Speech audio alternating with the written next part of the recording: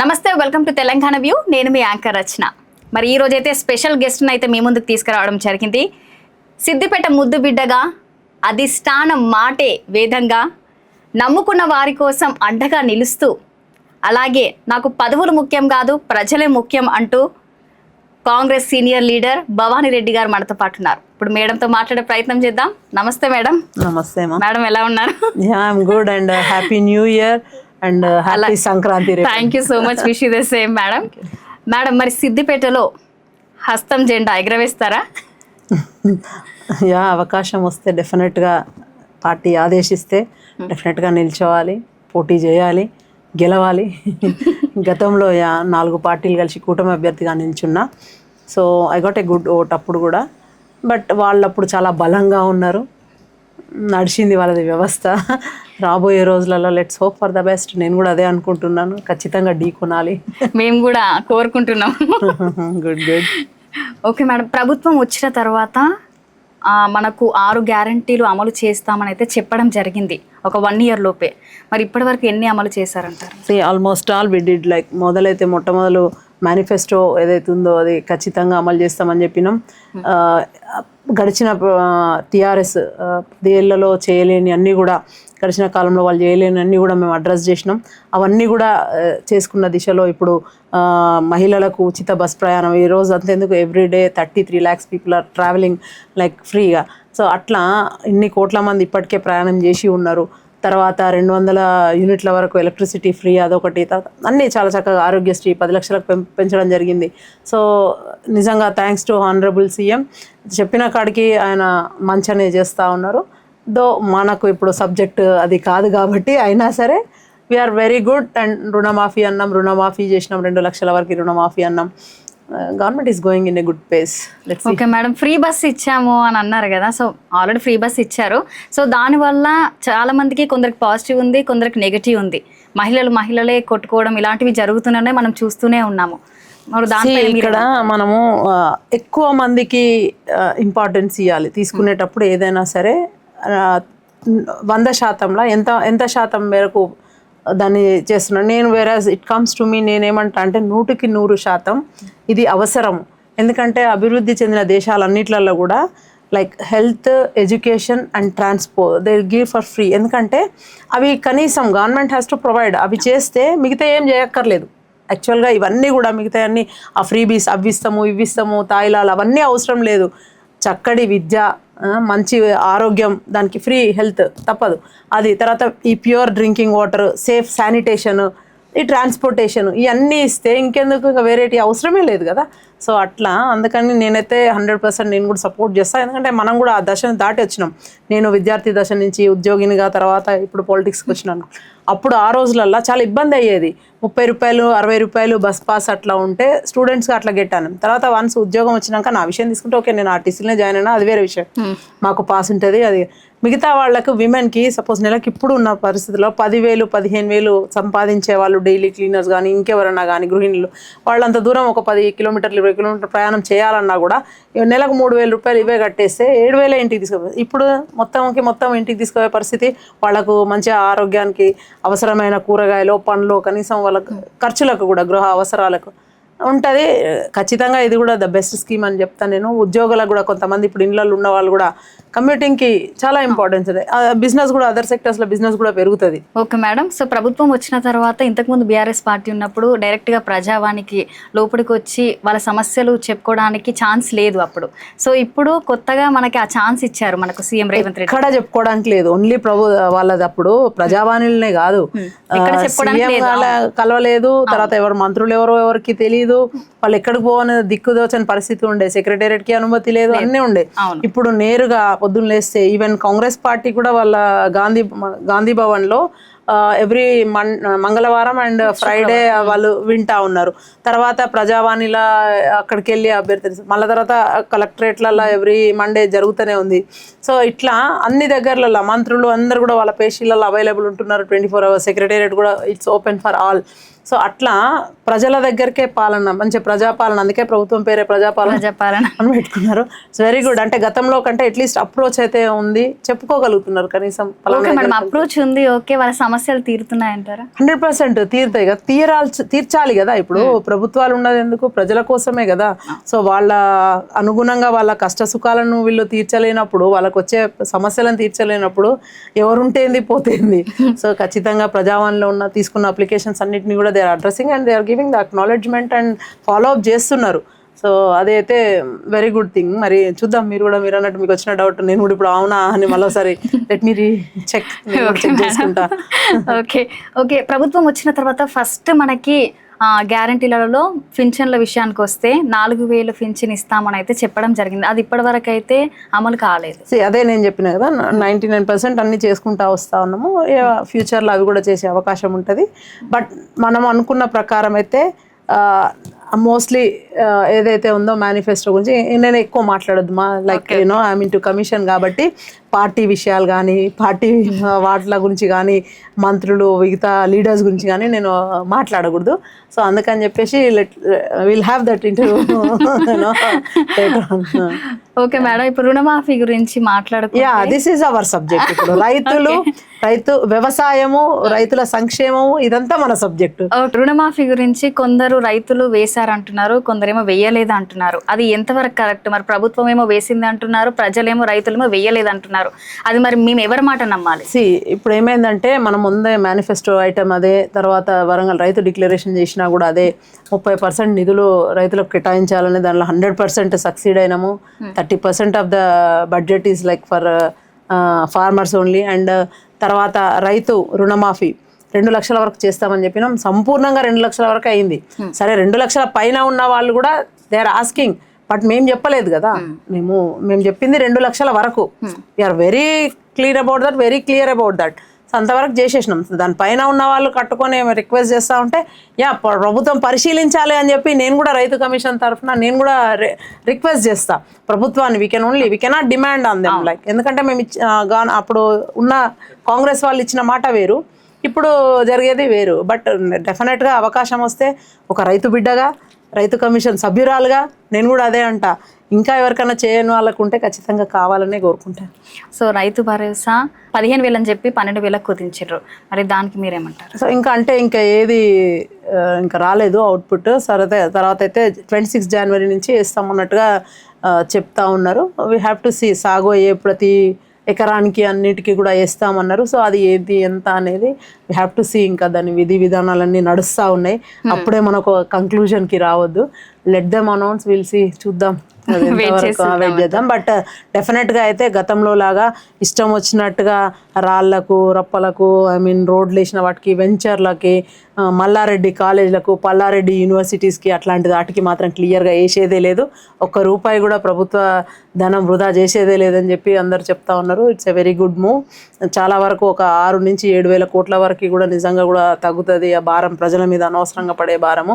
So ఆయన్నే ఓపెన్గా గతంలో ఒక లీడర్ చెప్పింది కదా, నాకు ఒక 600 ఎకరాలు ఉన్నది, ఇన్ని కోట్లు పడుతోందని. దౌర్భాగ్యం కదా, దుర్మార్గం అది. సో యాక్చువల్గా అయితే అసలు కట్ ఆఫ్ కూడా పెట్టాలనుకున్నారు, కానీ మేబీ ఇక కట్ ఆఫ్ పెట్టకుండా ప్రతి ఏకర్కి ఇస్తామన్నట్టుగా ఉన్నారు. ఎందుకంటే మళ్ళీ సాగు తగ్గద్దు అని చెప్పి. సో నిజంగా కూడా ఇట్స్ మంచి thing. Let's hope for the best. This year will be a very big year అనుకుందాం.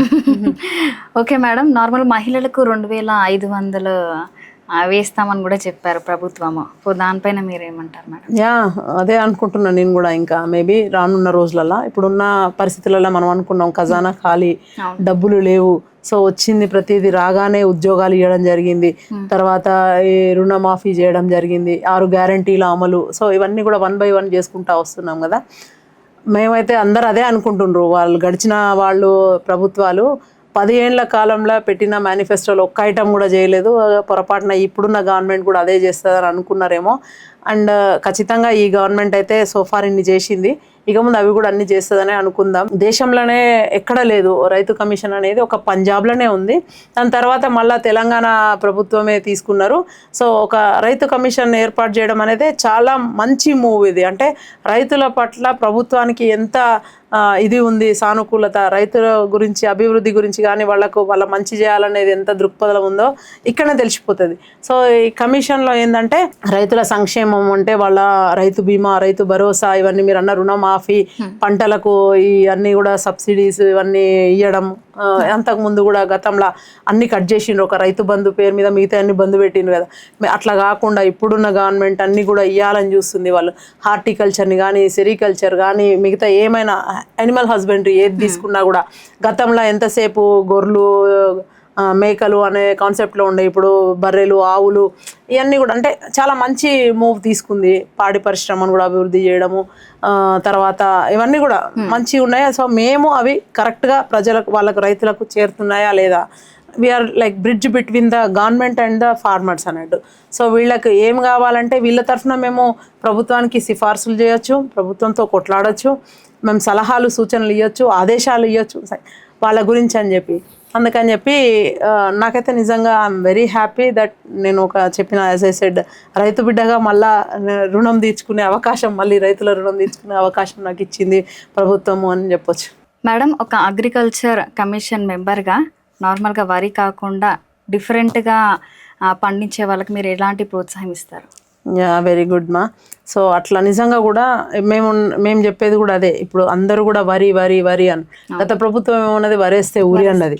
అట్లా కాకుండా మనమేమో వరేస్తే మనం సన్నాలకు 500 బోనస్ ఇస్తూ ఇవ్వాలా. నిజంగా కూడా ఏ రుణమాఫీలు ఎందుకు, ఏ రైతు భరోసాలు ఎందుకు, కరెక్ట్గా మినిమం సపోర్ట్ ప్రైస్ అనేది ఉంటే మంచిగా ఉంటుంది వాళ్ళకి, రైతులకు. సో అట్లనే ఆ ఉద్దేశంతో చేసినాము. బట్ ఆ భారం కూడా పడద్దు అని నిజంగా కూడా వేరే పంటలు వేస్తే చాలా వరకు ఉన్నాయి. ఫర్ ఎగ్జాంపుల్ నేను ఇందాక as I coated oil palm 100% subsidy, మొత్తం వాళ్ళే చెట్లు పెడతారు, మొక్కలు గుంతలు అన్నీ కూడా డ్రిప్ ఇవ్వడము, స్ప్రింక్లర్స్ అన్నీ కూడా వాళ్ళ గవర్నమెంటే ఇస్తుంది. సో అట్లా మేము కూడా అదే అనుకుంటున్నాం. వేరే పంటలు అందరు వేస్తుంటే మొన్న మా దగ్గర కూడా వచ్చింది సేమ్ క్వశ్చన్, గ్రీవియన్స్లకు మాకు వచ్చిండ్రు రైతులు వచ్చి, సరే మేము వరేస్తేనేమో రిలాక్స్ కావచ్చు అన్ని వేస్తాం, మళ్ళీ కలుపు తీసే టైంలో వరిగోసే టైంలో హార్వెస్టర్స్ వస్తాయి, కూలీలు లేరు, మేము వేద్దామంటే అని చెప్పి అన్నారు. మేము కూడా అందుకే కేంద్రానికి మళ్ళీ ఒక లేఖ పెట్టినాం. ఈ ఎన్రేగాను మన్రేగాను దీన్ని లింక్ చేయాలి, ఉపాధి పథకం హామీని రైతులకు లింక్ చేస్తే చాలా బాగా ఉంటుంది, కూలీల కొరత ఉండదు. సో రైతుకు కూడా హాఫ్ వరకు బెనిఫిట్ అవుతుంది. సరే మనం ఒక 300 ప్రభుత్వం ఇస్తున్నప్పుడు వీళ్ళు కూడా ఒక 300 ఇచ్చుకుంటే సరిపోతుంది. మొత్తం 600 రైతు కూలీకి ఇవ్వాలంటే ప్రాబ్లం అవుతుంది. అందుకని చెప్పి వాళ్ళు ఆ పంటలు వేయకుండా స్కిప్ అవుతుండ్రు. మళ్ళీ నేను చెప్పినట్టుగా మనం అందుకే కూరగాయలు, పండ్లు అన్ని పక్క రాష్ట్రం నుంచి కొనుక్కోవాల్సి వస్తుంది. అండ్ కోతుల బెడద కొంచెం ఇట్లాంటి క్వశ్చన్స్ అన్నీ వస్తుంటాయి. కోతులకు ఏం చేస్తారు అని ఫ్యామిలీ ప్లానింగ్ చేస్తూ ఉంటే వీళ్ళు ఒక కోతికి చేసేలోపు 3 కోతులు పుడుతున్నాయి. సో అట్లాంటివన్నీ చాలా ప్రాబ్లమ్స్ ఉన్నాయి అన్నట్టు.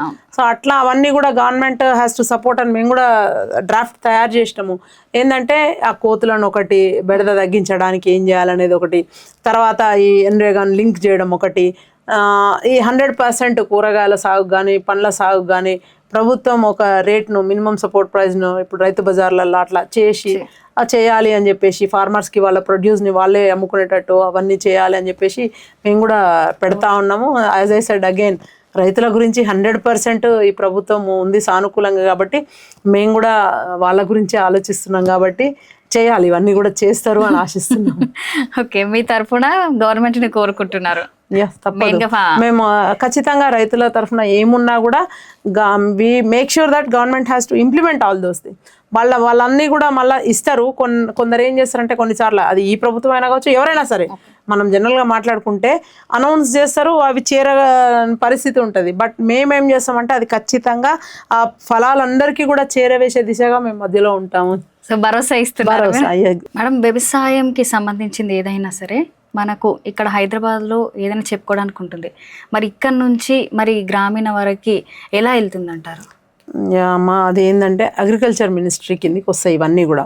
సో వాళ్ళకు ఒక డైరెక్టరు, తర్వాత డిస్ట్రిక్ట్ లెవెల్, తర్వాత మళ్ళా మండల్ లెవెల్, తర్వాత విలేజ్ లెవెల్, ఏఈఓస్, డిటిఓస్ ఇట్లా అంటుంటారు అన్నమాట. డిఓస్, డిఏఓస్, డైరెక్టర్స్, ఏడీస్, అట్లా అడిషనల్ డైరెక్టర్స్, ఇట్లా ఒక హైరార్కీ ఉంటుంది, bottom to top approach, top to bottom approach same.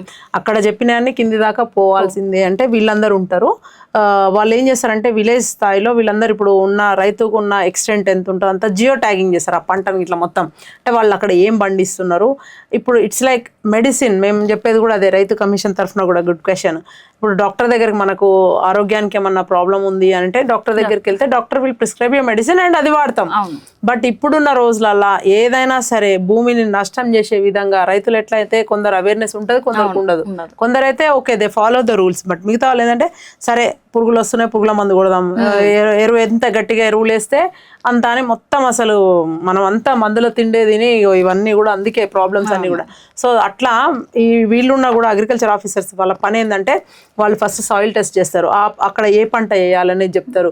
So తర్వాత అది ఎంత దిగుబడి ఇస్తుంది అని చెప్తారు, దానికి ఎంత వ్యయం అవుతుంది అని చెప్తారు. తర్వాత వాళ్ళకి వచ్చేటి బెనిఫిట్స్ ఏమేమి ఉంటాయి అవన్నీ కూడా చెప్తారు. సో అట్లాగానే ఫాలో అయితే బాగుంటుంది. ప్లస్ వాళ్ళు పంటను కూడా చెప్పిన కదా జియో ట్యాగింగ్ చేస్తారు మొత్తం కూడా. అంటే ఏం జరుగుతుంది అనేది బాటమ్ నుంచి టాప్ కి తెలుస్తుంది, టాప్ లో ఏమి ఇచ్చిన అనేది వీళ్ళ ద్వారా రైతులకు తెలుస్తుంది. సో వెరీ గుడ్ అప్రోచ్, బాగుంది అది, మంచి అది ఆర్ వర్కింగ్ హార్డ్. అండ్ వాళ్ళకే పాపం ఒక్కొక్కరికి చెప్పిన కదా 4-5 ఎకరాలు అనేసరికి ఇంకా ఇది అవుతుందని మొన్న వాళ్ళు కూడా వచ్చింది మా దగ్గరికి. సో మాకు కమిషన్కి ఖచ్చితంగా వస్తారు కదా అభ్యర్థన. వాళ్ళు ఏంటంటే మాకు పని భారం తగ్గించండి, ఆదర్శ రైతులను మాకు అటాచ్ చేస్తే వాళ్ళకు కూడా అవేర్నెస్ ఉంటుంది కాబట్టి వాళ్ళు కూడా వర్క్ షేర్ చేసుకుంటారు, బాగుంటుంది అని చెప్పి వాళ్ళు కూడా వచ్చిండ్రు. So government is also thinking on that. So ఆదర్శ రైతు వ్యవస్థను తీసుకురావాలని, తర్వాత ఇట్లాంటివన్నీ కూడా మంచి అన్ని ఇప్పుడే కదా కొత్తగా మాది కమిషన్ ఏర్పడి 2 months అవుతుంది. సో అది ఓకే. నార్మల్ మేడం, ఇప్పుడు ఏదైనా పంట సాగించినప్పుడు ప్రతి ఒక్క దానికి మందు కొడితేనే కానీ మనకు ప్రతి ఒక్కటి అదే కల్తీ అయిపోతుంది మనకి. ఒకప్పుడు న్యాచురల్గా వచ్చేది. సో మరి అదంతా అరికట్టడానికి ఎలా అంటారు? అందుకనే కొన్ని నిజంగా థ్యాంక్స్ టు ఈ పాయింట్లో నేను ఖచ్చితంగా చెప్పాలి, పౌర సమాజం కొంచెం థ్యాంక్స్ చెప్పాలి. అందరు కూడా అవేర్నెస్ బాగా ఎక్కువ ఉంది వాళ్ళకి. ఈ సోషల్ గ్రూప్స్ ఏమున్నాయి అంటే వాళ్ళు ఈ న్యాచురల్ ఫార్మింగ్ మీద organic farming both are different, but రెండింటి మీద కూడా ప్రజలకు బాగా అవగాహన కల్పిస్తున్నారు. కొన్ని అయితే నిజంగా మేము వెళ్ళి చూడడం జరిగింది. మేడ్చల్ దగ్గర ఒక ఫామ్ ఉంది, ఒక రైతు ఒక 10 ఎకరాలు ఇట్లా పెట్టుకొని చుట్టూ ఫెన్స్ చేసుకొని అందులో కొన్ని కూరగాయలు, పండ్లు, వరి అన్ని మొత్తం ప్యూర్లీ నేచురల్ ఫార్మింగ్ తో చేస్తారు. ఆర్గానిక్ కాదు, మళ్ళీ నేచురల్ ఫార్మింగ్. వాళ్ళు ఏం చేస్తారంటే కొన్ని కమ్యూనిటీస్ ఉంటాయి, వాళ్ళని పట్టుకుంటారు ఒక ఏరియా. సో ఒక గేటెడ్ కమ్యూనిటీస్ అనుకోండి, అందులో ఒక 50 ఇళ్ళు ఉంటాయి. వాళ్ళందరూ ఏం చేస్తారంటే వాళ్ళు మేము మీ దగ్గరనే కొనుక్కుంటామని ఒక అగ్రిమెంట్ ఉంటుంది అనమాట. సో వాళ్ళ ఇంటికి సంబంధించింది సపోజ్ ఒక ఇంట్లో 4 మనుషులు ఉంటే 10,000 రూపాయలు నెలకు ఆ రైతుకి ఇచ్చే విధంగా అంటే ముందే అగ్రిమెంట్. సో దాన్ని బట్టి ఆ రైతుకి ఏం పండించాలని వీళ్ళకి ఏం కావాలనేది కూడా రిక్వైర్మెంట్ తెలిసిపోతుంది. సో మార్నింగ్ లేచి ఒక ట్రక్ వాళ్ళ నుంచి ఈ కమ్యూనిటీకి వస్తుంది, వీళ్ళందరూ కూడా తీసుకుంటారు. Fresh produce farmer to purchaser customer. So మధ్యలో ఎక్కడ కూడా ఈ దళారీ వ్యవస్థ ఉండదు, బ్రోకర్స్ ఉండరు, అది వేస్టేజ్ ఉండదు, డైరెక్ట్ మళ్ళీ అది ఎంతో పిచ్చిగా తినడం కాకుండా ఫ్రెష్ ప్రొడ్యూస్ తినొచ్చు. సో అట్లా అది కొందరు ఉన్నారు. ఇప్పుడిప్పుడే అవేర్నెస్ అంతా వస్తుంది. సో జనాలని మేము కూడా అదే ఎంకరేజ్ చేస్తాం, పోయిన దగ్గరల్లో అదే చెప్తాం అనమాట. లిజన్ టు అగ్రికల్చర్ ఆఫీసర్స్, వాళ్ళు ఏం చెప్తారో వినండి, వాళ్ళు ఏది అవసరం ఉందో అదే చెప్తారు టైమ్లీ అని చెప్తా ఉంటాం. మళ్ళీ మొన్న కూడా ఒకటి కృషి విజ్ఞాన కేంద్రాన్ని జమ్మికుంటాలా, అందుకనే ఇప్పుడు వచ్చిన ఎగ్జాంపుల్స్ అక్కడికి వెళ్ళినాము. వాళ్ళు కూడా అంతే, ఆర్గానిక్ ఫార్మింగ్ అంటే అంతా కూడా ఈ సేంద్రియం. ఎట్లా అంటే ఆవు మూత్రము, ఆవు పేడ, దానితోనే ఆ పిచికారీ చేయడము, ఆ పురుగులు వాటికే మందుగా అది పని చేయడం చాలా బాగుంది అనమాట. సో అట్లా ఇప్పుడు మనము యాపిల్స్ అట్లాంటివి ఉంటాయి కదా, దాని మీద మనం చూస్తుంటాం కొన్ని వీడియోస్. ఇట్లా నాకు చాలా భయం వేస్తుంటుంది పిల్లలకి అది ఇవ్వాలని. వాళ్ళు మేము ఖచ్చితంగా రాత్రి వినెగర్లో సాల్ట్ వాటర్ వేసి మళ్ళీ పొద్దుటికి తీసి తినే పరిస్థితి, లేదంటే ఆ పొట్ట అంతా తీసేయడము, పీల్ చేయడం. అదేంది పొట్టులో పొటాషియం ఉంటుంది, పండులో సోడియం ఉంటుంది, we're throwing out the good thing and eating the bad thing అనిపిస్తుంది. కానీ తప్పదు ఇట్లాంటి పరిస్థితి. అందుకనే అవేర్నెస్ మాత్రం నిజంగా సోషల్ గ్రూప్స్ నుంచి చాలా బాగా చేస్తూ ఉన్నారు. అట్లనే మళ్ళొకసారి మేము కూడా అభ్యర్థన అదే, అగ్రికల్చర్ వాళ్ళ ఆఫీసర్స్ ఏం చెప్తున్నారో వినండి. సో దానికి అనుగుణంగా మీరు ఆ ఎరువుల వాడకం అట్లీస్ట్ పూర్తిగా తొలగించకపోయినా మినిమైజ్ చేయండి. ప్రజల ఆరోగ్యానికి అది నిజంగా మంచిది. ఎందుకంటే అంతకుముందు 80 ఏళ్ళు వచ్చినా 90 ఏళ్ళు వచ్చిన వాళ్ళకి ఈ కాళ్ళ నొప్పులు ఇట్లాంటివన్నీ ఏమీ లేవు. ఇప్పుడు అందరు కూడా ఆర్థరైటిస్, ఆస్టియోపోరోసిస్ ఇట్లాంటి అన్ని, డయాబెటీస్, థైరాయిడ్, వాట్నాట్ అన్ని కూడా అవసరం లేని అన్ని తిని కూడా అందరూ కూడా ఇట్లా అవుతా ఉన్నారు. ఒబేసిటీ అన్నీ కూడా వస్తూ ఉన్నాయి. సో అందుకని దయచేసి రైతులకు కూడా అదే విజ్ఞప్తి. సో వాల్యూ ఆడెడ్ ప్రోడక్ట్ని తయారు చేయండి, వీఆర్ రెడీ టు బై అని చెప్పి కస్టమర్లు కూడా ముందుకు వస్తూ ఉన్నారు. ధరలు మీరే నిర్ణయించుకోండి అని చెప్తా ఉన్నారు. అది సో ఇట్స్ అంతకుముందు ఇంత అవేర్నెస్ లేదు, మాధ్యమాలు లేవు. థ్యాంక్స్ లైక్ మీలాంటి వాళ్ళు కూడా ఎంతమందికి ఇంట్రెస్ట్ ఉంటుంది అంటే ఒక రైతు గురించి చెప్దాము, ఒక రైతుల గురించి మాట్లాడదాము అనే తక్కువ మందికి ఉంటది. చిన్న చూపు కూడా చూస్తుంటారు. అంటే రైతును అదే అంటారు, రైతులకు పిల్లనిచ్చే పరిస్థితి లేదని. మొన్న ఒక రైతు వచ్చిండు, పెళ్లి కాలేదు నాకు,